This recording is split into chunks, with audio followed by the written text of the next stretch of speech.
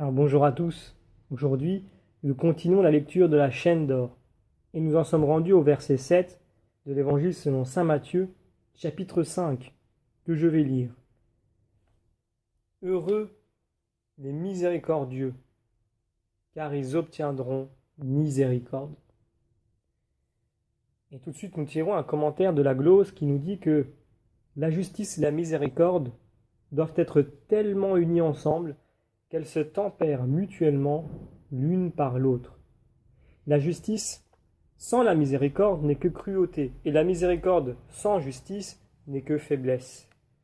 C'est pour cela que le Sauveur fait venir la miséricorde après la justice en disant « Bienheureux les miséricordieux ».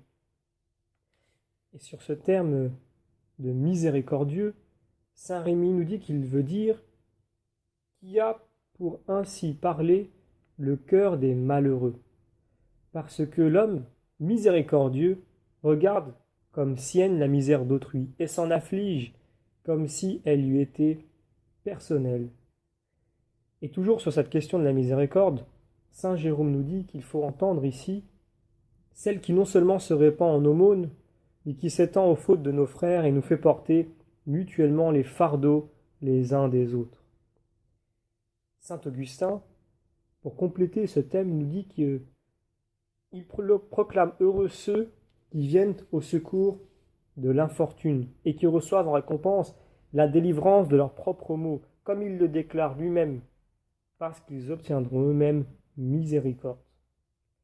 Et saint Hilaire d'ajouter « Dieu se plaît tellement à voir en nous ce sentiment de bienveillance pour tous nos frères, qu'il ne promet sa miséricorde qu'à ceux-là seuls qui sont miséricordieux. » Et au sujet de cette récompense, saint Jean Chrysostome nous dit qu'elle paraît être ici simplement égale au mérite, mais elle lui est bien supérieure, car il n'y a point de comparaison entre la miséricorde des hommes et la miséricorde de Dieu. Et donc la glose de terminer en nous disant que c'est donc avec raison que Dieu fit miséricorde aux miséricordieux, et bien au-dessus de leur mérite.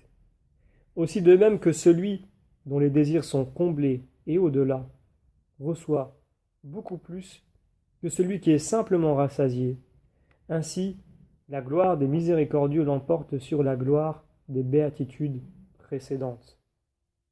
Et donc nous terminons ici la lecture des commentaires compilés par saint Thomas d'Aquin sur le verset 7 de l'Évangile selon saint Matthieu, chapitre 5.